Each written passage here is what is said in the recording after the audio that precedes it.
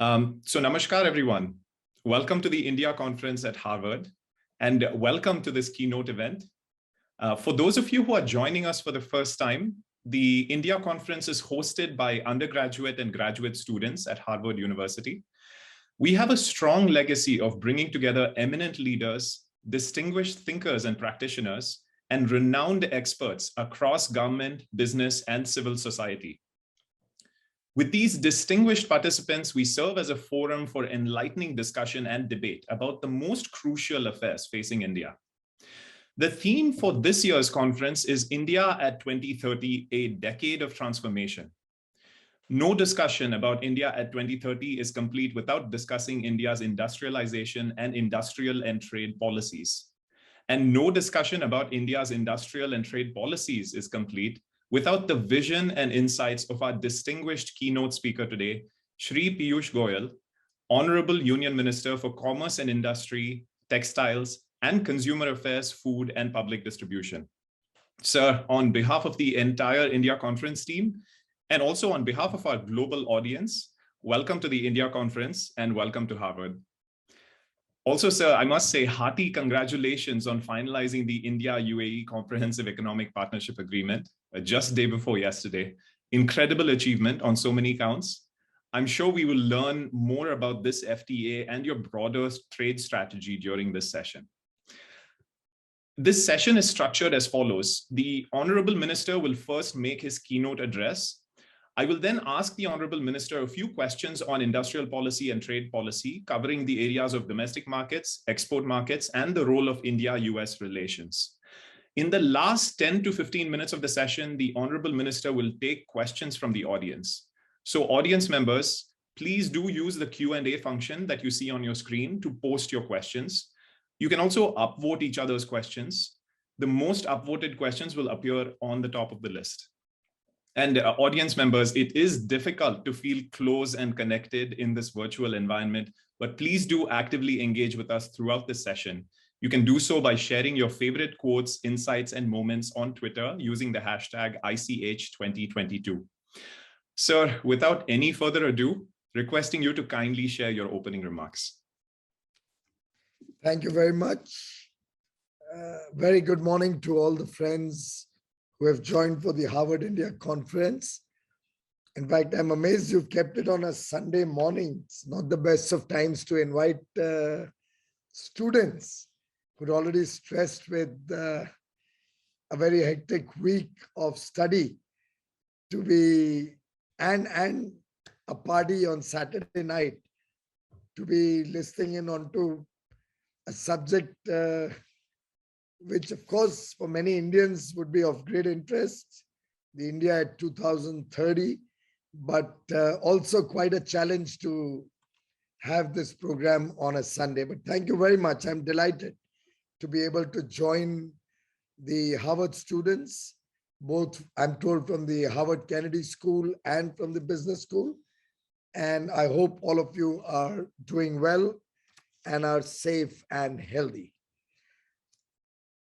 From witnessing events like George Washington and his troops stay at Massachusetts Hall in 1720, to giving the world more than 150 Nobel laureates, and I'm told over 20 heads of state, Harvard has not only seen, but has created history.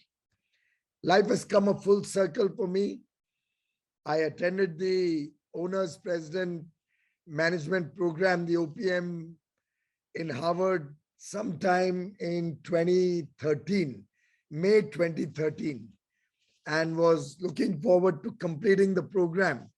But turn of events and got into government in May 14 and haven't been able to come back to Harvard, except I think for my son's graduation.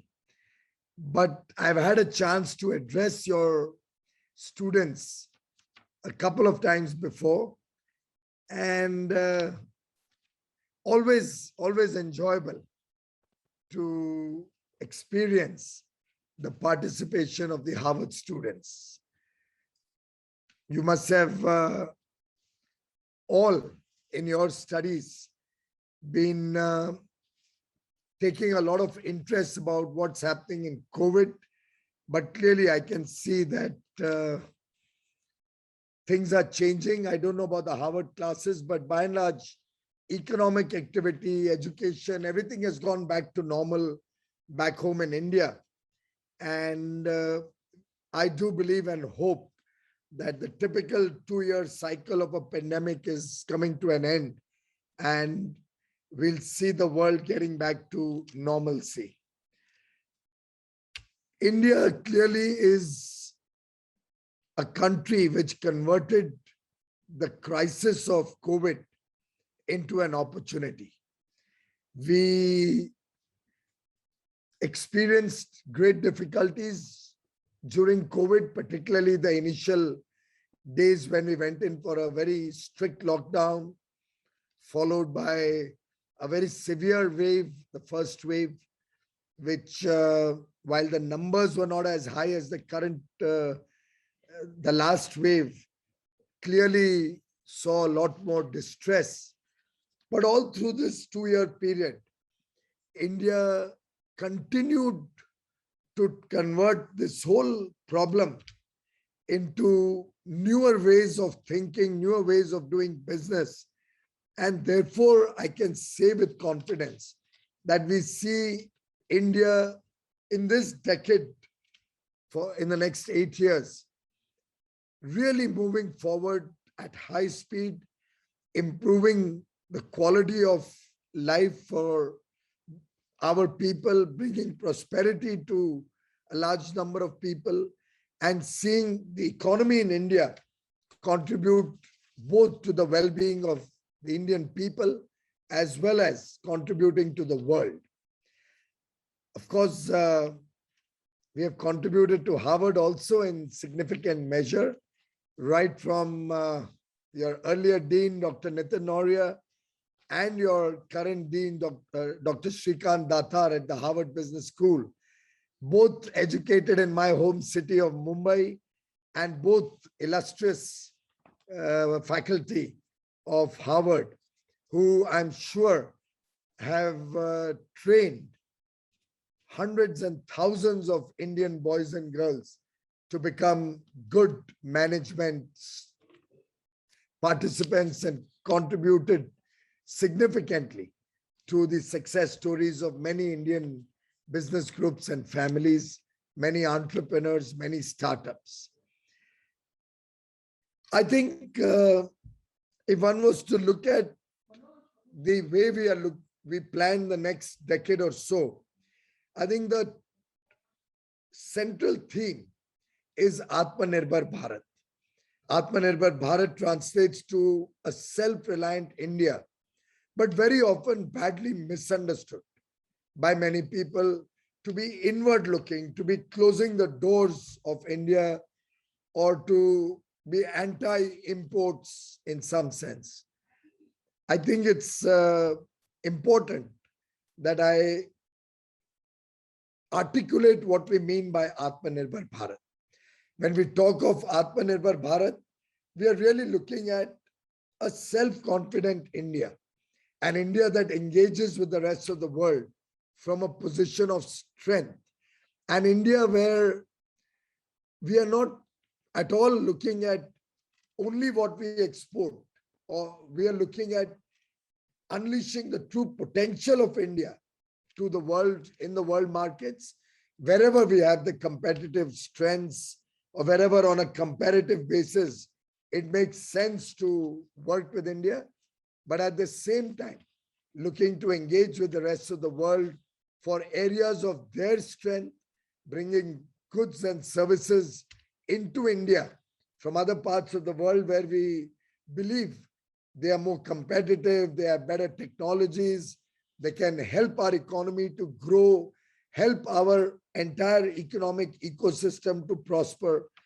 So we really are looking at a kind of a blueprint to prepare India for the next 25 years.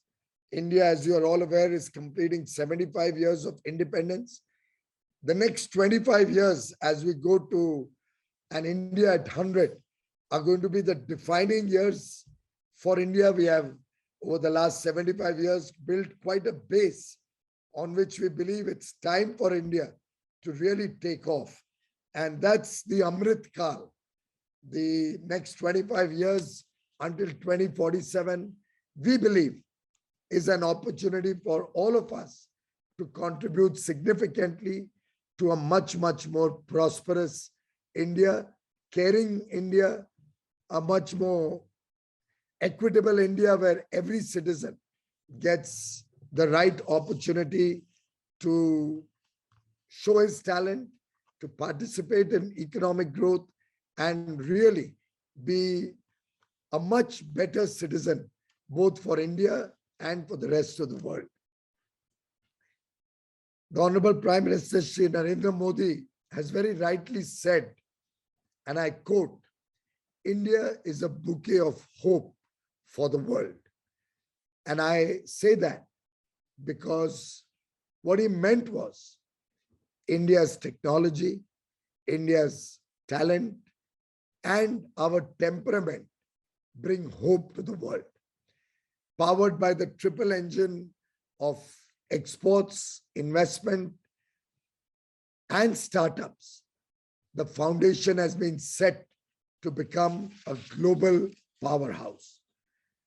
In fact, at the G20 summit in Rome, about a couple of months ago, the Honorable Prime Minister had shared with world leaders how through the COVID period, India met every single one of our international commitments, particularly in the services sector.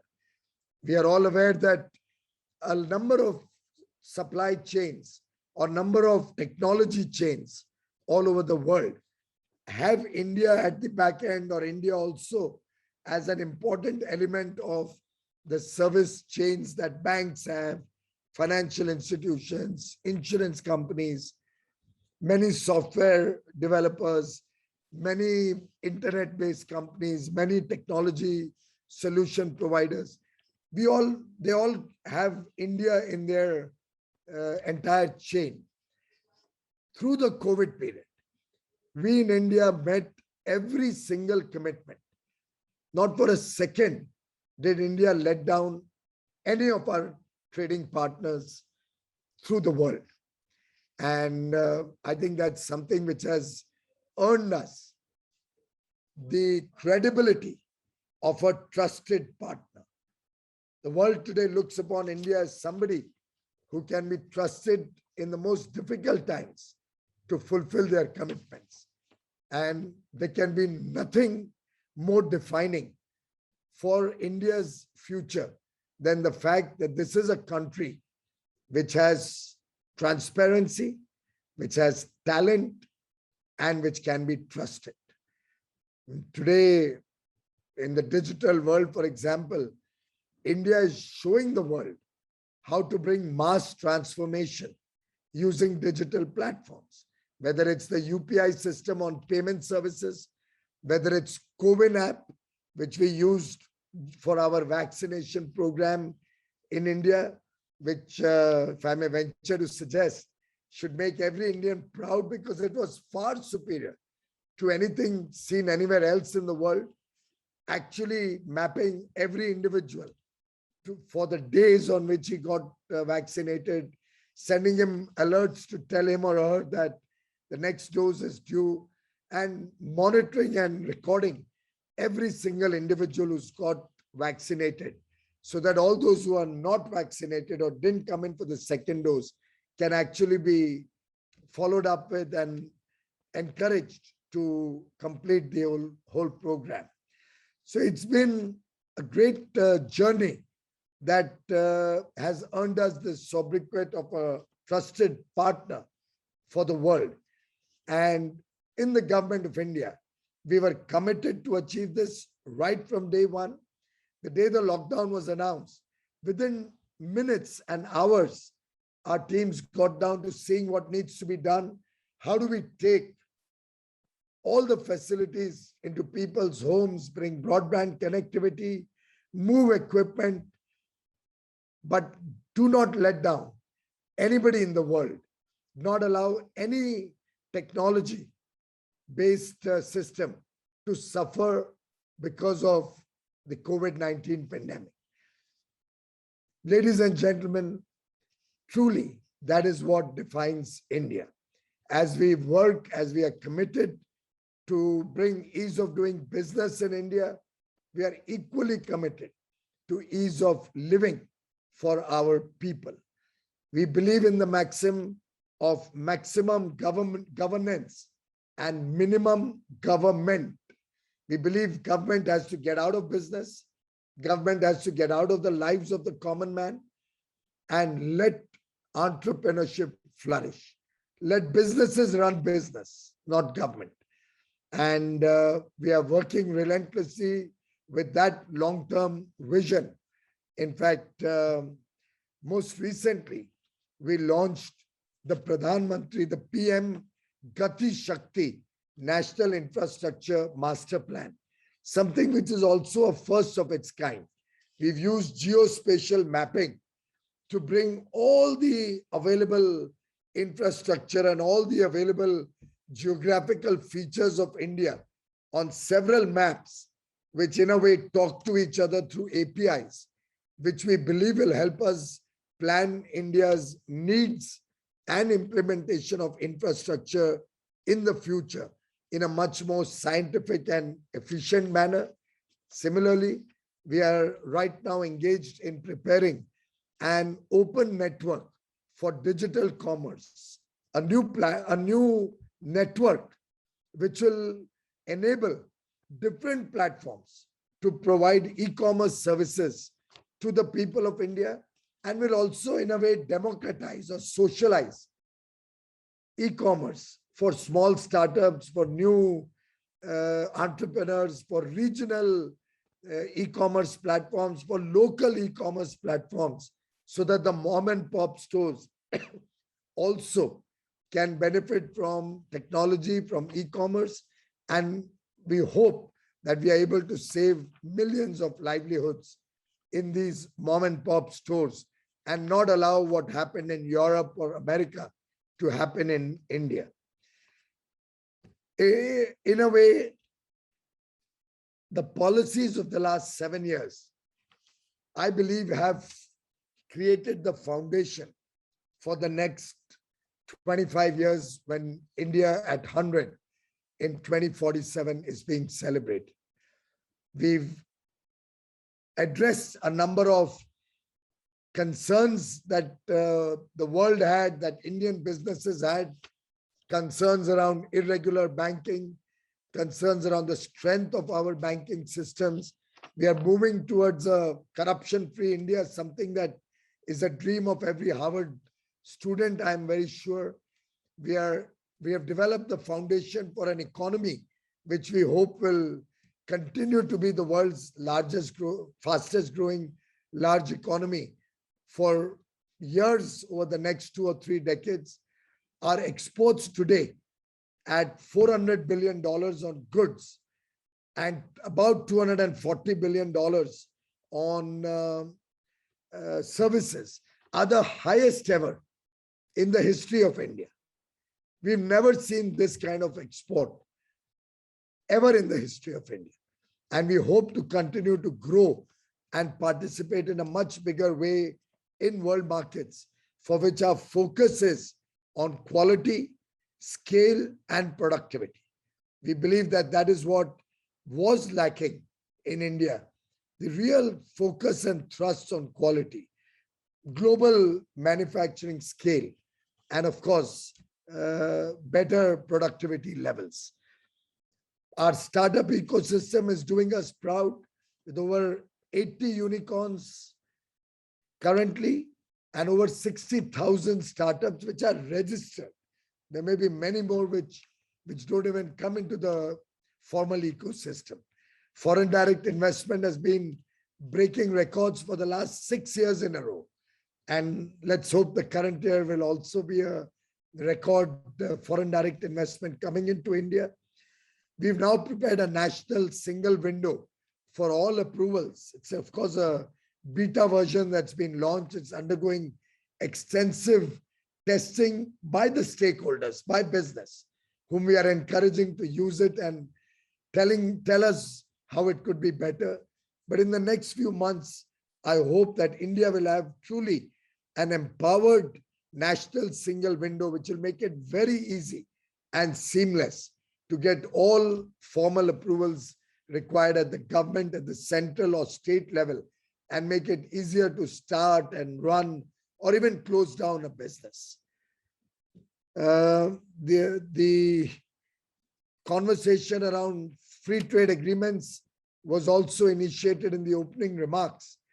Today, we are not looking at free trade agreements only from the diplomatic point of view or to be a part of a larger grouping necessary. We are engaged in free trade agreement conversations from a position of reciprocity. It'll be an equitable, fair and balanced agreement that India will look to achieve. And I can tell you that our recent success with the United Arab Emirates, with whom we finalized a comprehensive economic partnership in 88 days, start to finish. We launched in September, ended in December. And in 88 days, a complete, comprehensive, very holistic agreement has been finalized. Of course, we are focusing on FTAs with largely the developed world or with like-minded countries who value democracy, value transparency, and respect the mutual sensitivities and concerns on both sides. Ladies and gentlemen, I do believe the time has now come for all of you also to participate in India's growth story. And it can be a participation from wherever you are.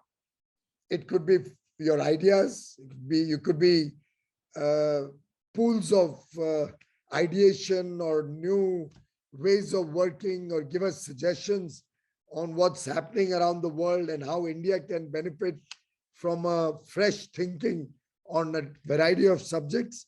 Our Kennedy School boys and girls can help us plug in the gaps in our governance systems or highlight how we could do better governance in India.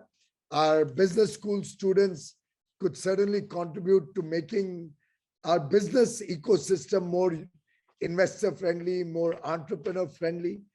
And I do hope as you embark on your life after school, whether in India or anywhere else, in whatever sphere of activity you are, whether you're in a job, whether you are a professor, whether you are a startup, you're an entrepreneur, you get into your family business, I do hope there'll be a little bit of India in everything you do.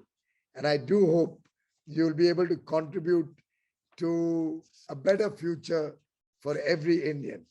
And towards that, may I call upon the Harvard India diaspora to three call of actions, kind of three ideas on which I would appeal to you to reflect and see how you can contribute. One, as I said earlier, keep India, even if it's a small part, but keep India with you wherever you go, whatever you do. And within that, I think a little social objective, seva bhav, as they say in Hindi, could become something which should be there in your heart and your mind so that you can give back to your nation as you progress, as you succeed, as you do better in life. If you can, take out some time to mentor young aspiring minds in India, particularly in the tier 2 and tier 3 cities. It could even be students in municipal schools or students in your villages back home, if you're able to connect with them, or we could help you connect with them. But inspire them, give them, motivate them, give them something to learn, and something to aspire for. So mentoring young aspiring India could also be a wonderful way to give back to India. And thirdly, provide innovative solutions to solve the problems of different sections in India. It could be something for the farmers, could be something for our artisans, could be something for our weavers, it could be something for our small retailers or the MSME sector. It could be something to help encourage entrepreneurship or our people, the less privileged sections of society, to give them a better future. Help realize the goals that we have set out in India, both to make India Atmanirbhar, but also to make India prosperous. As Mark Zuckerberg said, and I quote, "I am here to make something long-term. Anything else is temporary." Friends, India is ready to take giant leaps towards transforming the nation and changing the lives of 135 crore Indians, 1.35 billion aspirational Indians looking for a better future. I invite all of you to be a part of this journey of 1/6 of the world's population. As they say, when India grows, the world grows. When India does better, the world will do better. As India reforms, the world transforms. Thank you very much, ladies and gentlemen, my young friends. I wish you all well. I wish you all great success in whatever is your calling in life, whatever you choose to do. I'm sure each one of you will be a great success and will make every Indian proud of your achievements. Thank you.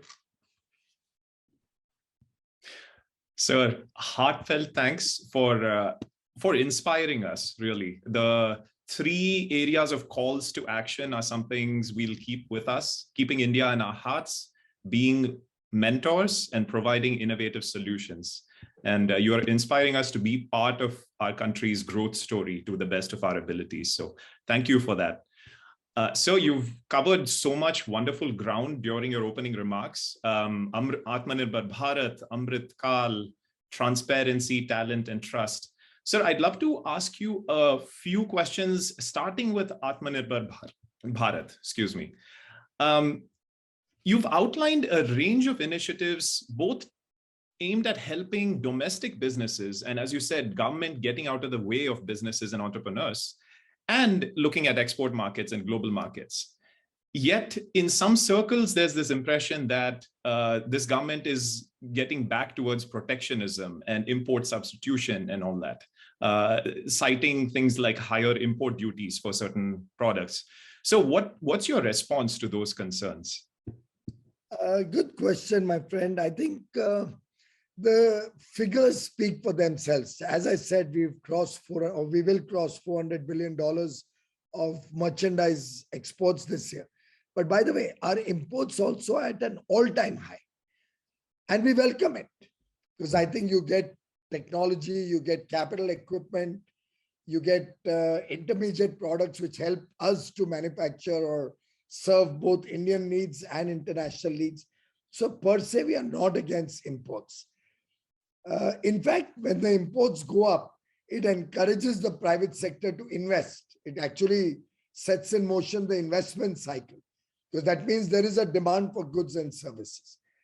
But the import duty point you raised is actually more for products which are largely of a nature which are low quality or mostly consumer goods, which are being imported from one geography. And where we are finding that goods are being dumped into India, very low quality, under invoiced often, or very low price goods against which nobody can compete.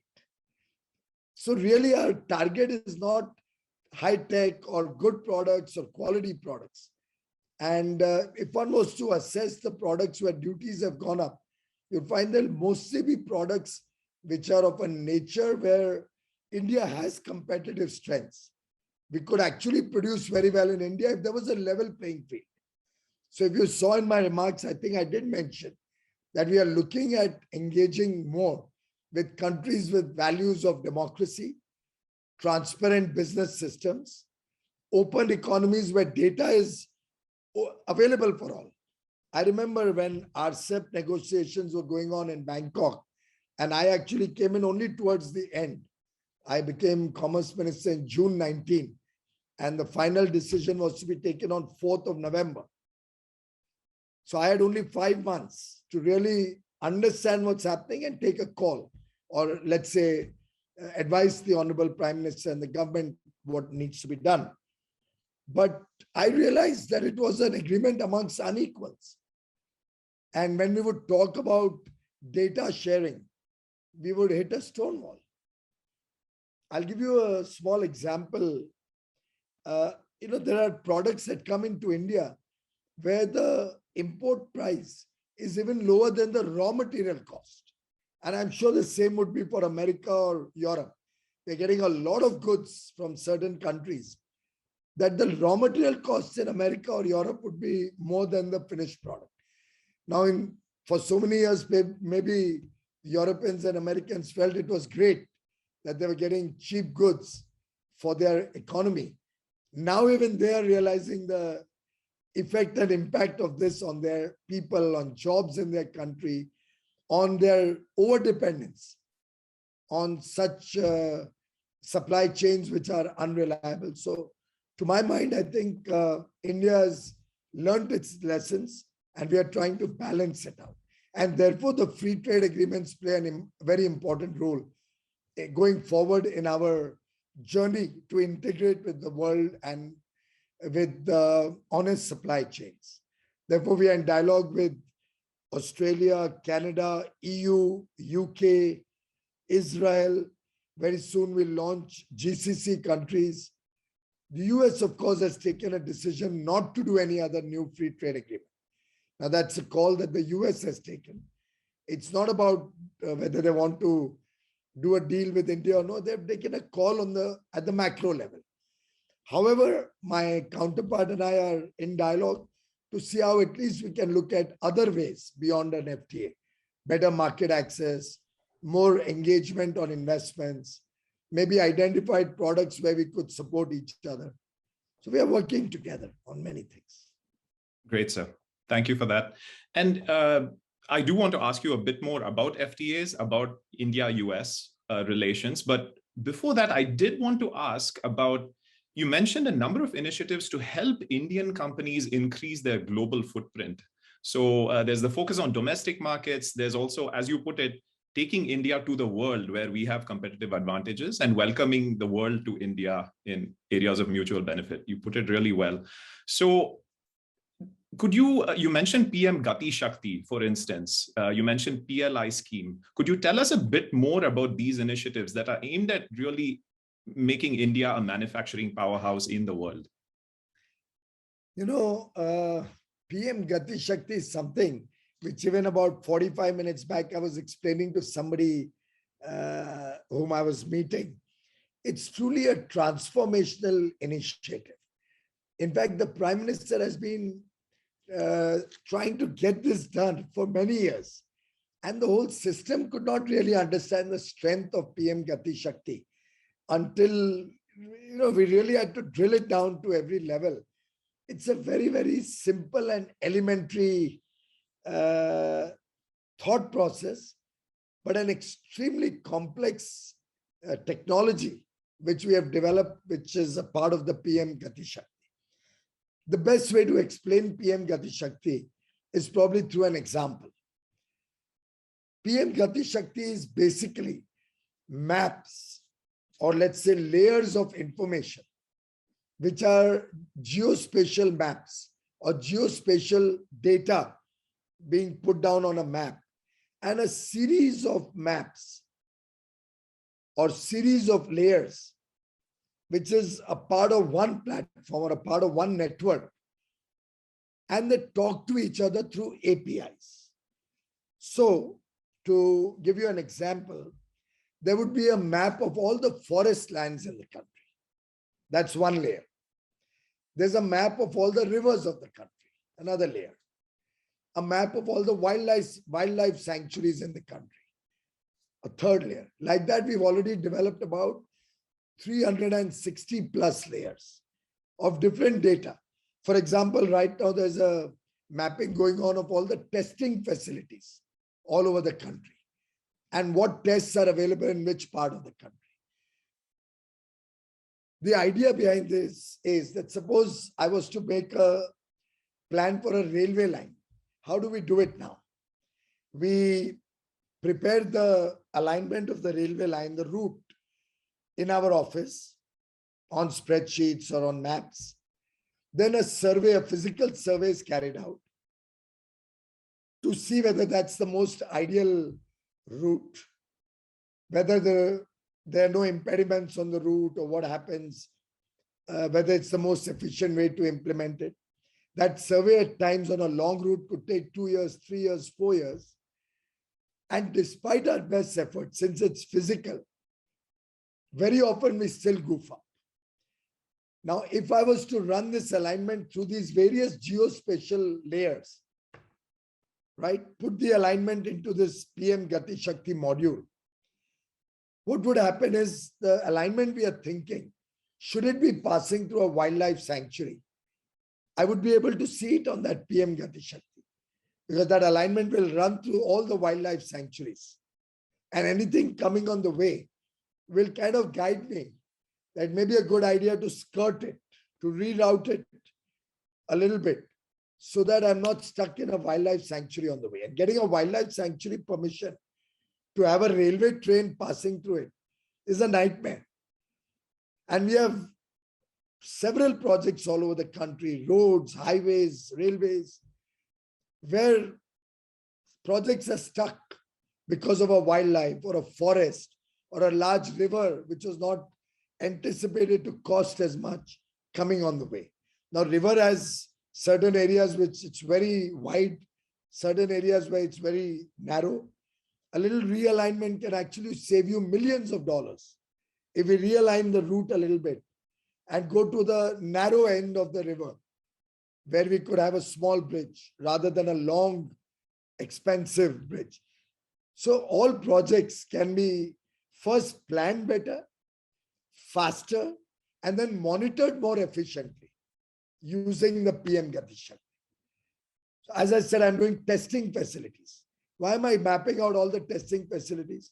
If the garment is made in Bangalore and my testing of that garment is in Surat or in Delhi, imagine the inconsistencies.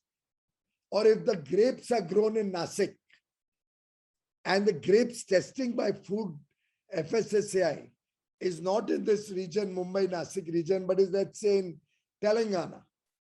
I know now that I need to set up facilities near Nasik, which is the main grape center, or in Nagpur for oranges. So the idea is map what is available and then use it to plan for the future investments. And this could be useful for industries. You know, there are these plant location services that many large consultancies and the big four give. I know that IBM and all do this service. That if you want to set up a, let's say, a semiconductor complex in India, which we are promoting through our PLI schemes, right? Where do you want to locate it? You'll spend millions of dollars with a consultant finalizing where you should locate it in India or anywhere else in the world. Using PM Gati Shakti, at least in India, you can actually look at what you require. You may require uninterrupted and high quality power. That would be available on one of the layers in the PM Gati Shakti. The availability of powers, the downtime, the adequate backups, surplus power, where the shortages are. You need water. You need large piece of land, maybe 300-400 acres. You need skilled manpower, so good educational ecosystem. So all your requirements, when you feed into Gati Shakti, you'll be able to identify which are the 3, 4, 5 locations which are most ideal. And then you can visit those 4, 5 places, negotiate with the local government, the state or the local bodies, see who gives you the best deal and plan your project, cut down months, sometimes years in planning your location. And of course, the production linked incentives is a very, very simple logic that we are using to support and encourage certain focus sectors. We had 14 earlier, and then we brought semiconductors, so now 15 sectors, where we are going to give about $40 billion of support to help create global champions, help create scale, large scale, which I mentioned earlier. Quality, scale, and productivity is going to define India's manufacturing. And then the MSMEs will get an ecosystem. They'll be able to create the ecosystem around these large manufacturing powerful bodies. So if a large semiconductor complex comes up somewhere, there could be a whole ecosystem of hundreds of MSMEs around it, which will be job generating and create business opportunities or startup opportunities. So under PLI, we are looking at kind of creating global champions in certain focus areas. And we determine these sectors through a partnership with the private sector, our industry chambers, and the government working together. We had set up a scale committee, a steering committee for advancement of localization and employment, which was headed by a private sector guy, the CEO of Mahindra's, Mr. Pawan Goenka, which had all the major industry chambers. And government was only a facilitator to identify these sectors and see the cost disability. What is not allowing that industry to flourish in India? So we have sectors like auto components. We have sectors like semiconductor, as I said. We have a sector on battery. We see battery as a huge cell, the advanced cell technologies, as a huge potential in the future as we go towards sustainable development, electric mobility, and stuff like that. Yeah. So that's what the PLI is all about. Wonderful, sir. Yeah, and it's also great to note that PLI also targets labor-intensive sectors like textiles, and positions India for the future, like you're saying. And as you were describing Gati Shakti, I was thinking to myself that many consulting companies around the world will be very unhappy with Gati Shakti because it puts them out of business. But it's another way of attracting global value chains to India and making it easier to set them up in India. Sir, I want to bring in a couple of audience questions as well regarding, there's some interest in understanding more about your approach with FTAs. You mentioned a number of countries with which, that are on your list for negotiations: Australia, the UK, GCC, Israel, and so on. One of the things I'd love to understand more is this early harvest approach. Your India-UAE, the India-UAE agreement was negotiated in 3 months, which is unheard of. And so what is this early harvest approach? Could you please explain? Of course, I'll just clarify. The India-UAE is not even an early harvest. It's a full comprehensive economic partnership. Oh. So it's not early harvest. But you know what we did? We were under COVID, right? The third wave, Omicron had started. We had our teams work day and night, literally. In the day, we would have meetings. In the night, the teams would be preparing or briefing me, taking instructions. I was on top of it through the 90 days. The minister of UAE and I would be on a call every alternate day, smoothing the edges as the problems arose. Every 4th or 5th day, we had a VC. He flew down a couple of times. I went once. The idea was the same thing in the past used to be done over 10 years. They would have a whole round of discussions, and then the next round would be stated 6 months later, 3 months later, 4 months later. We decided to change the concept. If both, as they say, Mia Bibi Raji, in Hindi, when we are both committed to doing it, let's do it quickly. Let not the courtship extend for months and years. So we took this new approach, and it worked like magic, wonders. We could resolve issues literally on a real-time basis. There were times when I would get a message on my phone from their minister, or I would send a message to Dr. Thani, hey, are you free for a quick call? And in 2 minutes, we would discuss what was the issue, which had kind of created a stalemate, and take a call mutually beneficial, fair and equitable, respecting each other's sensitivities, and convey to our teams, okay, move ahead in this direction. And that's what helped us complete in 3 months.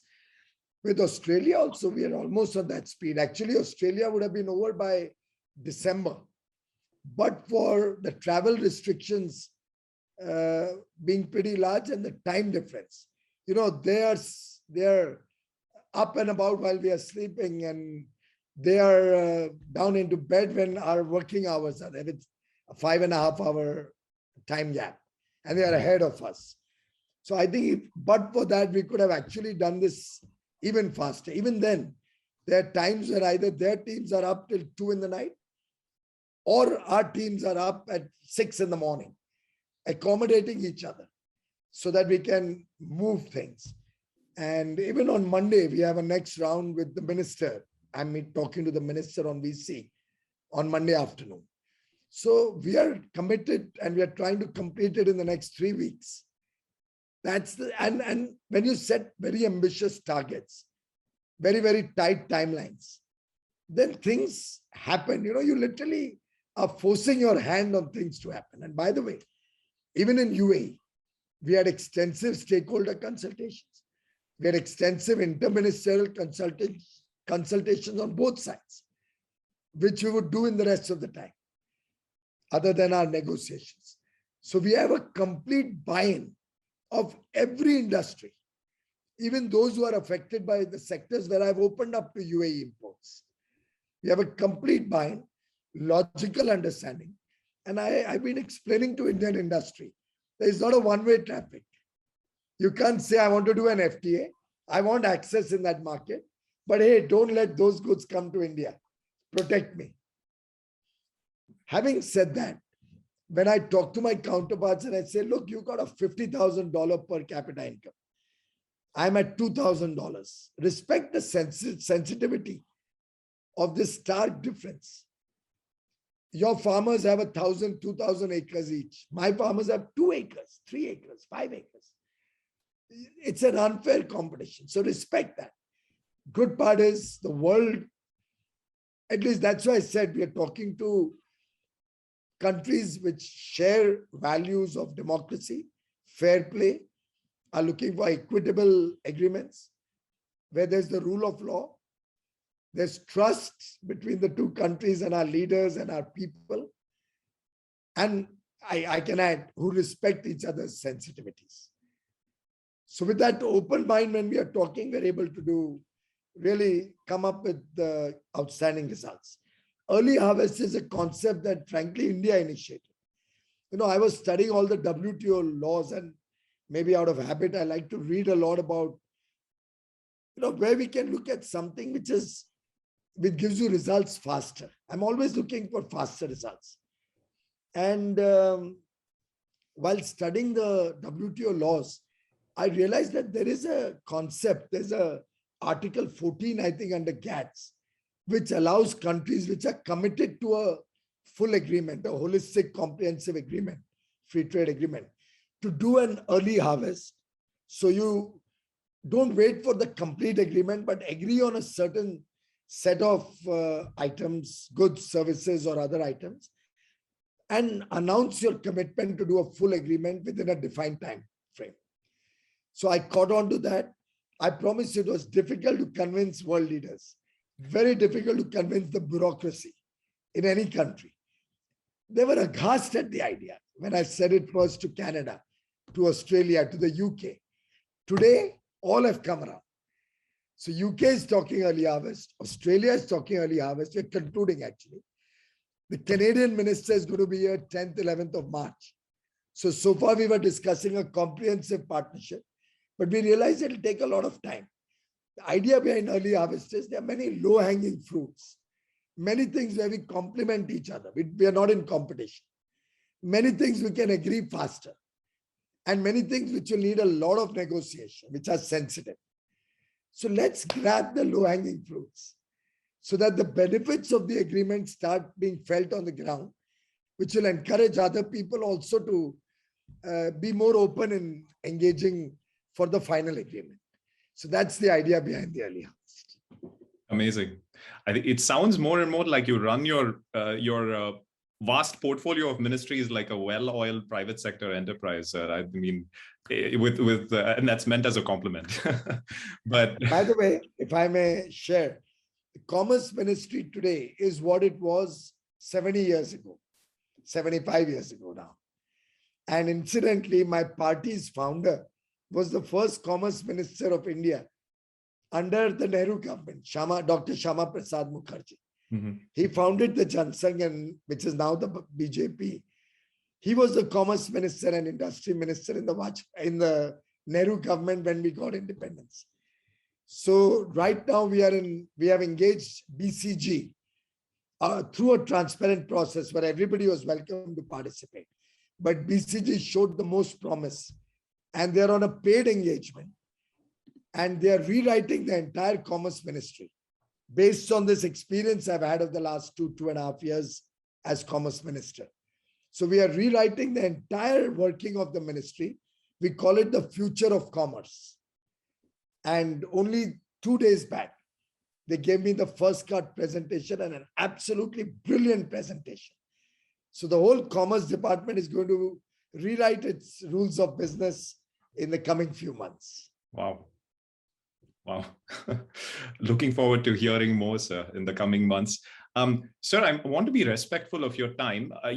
I'm looking through audience questions, and honestly, you've already addressed so many questions about attracting technology from the developing world, WTO being at a standstill, so FTA as a route for promoting trade, and so on. So I hope audience members, you're finding your questions answered by the Honorable Minister. So I want to conclude, since this is a US-based forum as well in many ways, I want to conclude with a question on India-US relationships, on the relationship. You've mentioned that the US is not in a place to think about trade deals right now, but you mentioned being in conversations with your counterpart about increasing economic linkages. Could you share a bit more about what those areas of economic linkages could be? Also, how do they tie in with the Quad, given geopolitics and geoeconomics in the region? Yeah, we'd love to learn more. Gopal, thank you very much. Good question. And incidentally, what are you studying there, if I may ask? I'm in the International Development Program at the Kennedy School, sir. So focused on industrial policy and trade policy. Yeah. So I wish you could spend some time in my office when you're through with your program at the Kennedy Business School. Sir, I'll be there. I'll invite you and all your other participants or friends who've joined in. Spend some time in government in India. You could be an intern, you could be a part of any of our teams. You'll get to understand India better. And you may even get a chance to contribute to our efforts. And we will learn from your education and your fresh thinking. So that is just before I answer your question. But, and I have great hopes from Harvard because both my kids are from Harvard. So I think each one of you must be an absolutely outstanding individual. So I will hope to see some of you giving us your valuable time, small part of your time, small part of your life. But anyway, I do believe the US and India are natural partners. Absolutely, our two economies are made for each other, made to work together. You are, of course, our largest trading partner even today. And on the services side, particularly, I think we have a lot to learn from the US. We have a lot to contribute to the US. We have moved away from the BPOs and those low value offerings to the US technology sector to really now cutting edge of technology. I've been, by the way, reading your questions on the Q&A chat also, so that I could try and cover whatever I can out of what I read over there. But I believe that even on technology today, which I think somebody there asked, we are increasingly becoming more relevant. On goods, we all know that the US is looking for more trusted partners. You're looking for resilient supply chains. And believe me, the rule of law in India is so strong that even every government file is open to public scrutiny. For as little as 10 rupees, you can take out any paper from any government file, unless it's a very sensitive defense or, geopolitically sensitive issue. So that's the kind of openness. 1 billion people aspiring for opportunity. So aspiring for a better quality of life, which offers opportunity to American businesses. And clearly, we are at $2,000 per capita. Fortunately, the population is stabilizing now. Our growth numbers, mortality numbers are broadly balancing out. So now we have to look at this $2,000 going to $45,000, $50,000. We want to be second to none. And that's only possible if we engage with technology. That's only possible when we engage with the best in the world. I remember recently on some paper, the presentation was benchmarked on, our neighbors, for example, or some of the Far East Asian countries. I said, no, we'll benchmark to the US, to Europe, to Japan, to Korea. If we benchmark to, let's say, economies which are like ours or slightly better than ours, we are never going to get transformational results. I want to see what's the quality of education in Harvard and how we can get that in India. I want to be, if I may use the old Oneida ad, if you remember it. I don't know when you were last, or did you spend time in India? I don't know. But you remember an Oneida television manufacturer? Their ad used to be, the punchline used to be, neighbors envy, owners pride. That's what we are aspiring for India. And therefore, we want to benchmark to the US, to Europe, get the best in of what you are offering to India, and be a part of your growth story also, be a part of your supply chains also. And therefore, in all our conversations with the US, with Catherine Tai, my counterpart, we are continuously looking at greater engagement with the US, strengthening our bonds of friendship and trust between the two countries. Our quads, both with Australia, Japan, US, and India, and the other one with UAE, Israel, US, and India. Both these quads are maturing. In fact, Dr. Jaishankar, the foreign minister, was in a quad engagement in Australia, in Melbourne, as recently as probably 2 weeks or 10 days back. Same time when Dan Tehan, the trade minister, was in India for a round of discussions on trade. Frankly, I do believe that being such strong, aligned partners with an alignment of geopolitical interests, alignment of thinking, shared values of democracy, concern for sustainability, I do believe the US and India should engage much more, much deeper. I hope the Quad will provide an opportunity at some stage to look at a greater economic engagement also, going beyond the geopolitical defense or strategic work that they are doing.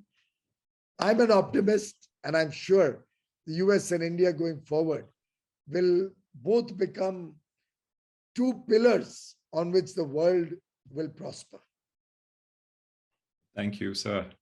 That's we have so many more questions, but time has just flown by, and we must be respectful of your time and the audience's time as well. So please, with your permission, I'll wrap up this keynote event. So once more, on behalf of the entire India Conference team, my heartfelt gratitude for taking the time to be with us today and for helping us better understand your vision for India as an industrial superpower by 2030. I'm sure I'm not the only one in this virtual room who feels even more inspired and excited now to contribute towards the growth story of our nation. And I think many in your ministry will start hearing from us very soon. So thank you for the kind offer. I look forward, Gopal, and it's an open invitation. Please get in touch with my office. Thank you, sir. Any of you who's looking for an experience about India, you're most welcome. Thank you so much. I must also thank our audience members for the lively interaction through your thought-provoking questions, through your tweets. You also helped us really feel closer and more connected, even in this virtual environment. Last but certainly not least, my sincere thanks to my co-chair, Divya Singh, who has been running the show behind the scenes. Divya, if you'd like to turn on your video briefly. And I must say thank you to Divya. The session would not have run so smoothly. Thank you, Divya. And finally, everyone, we have yet more action-packed sessions over the final 24 hours of the conference. The immediate next session is State of the State. It's actually already started. The Zoom link is posted on the website, in the chat. And it's free and open for all to enter, so please do join. Everyone, Honorable Minister, thank you again. Jai Hind. Thank you.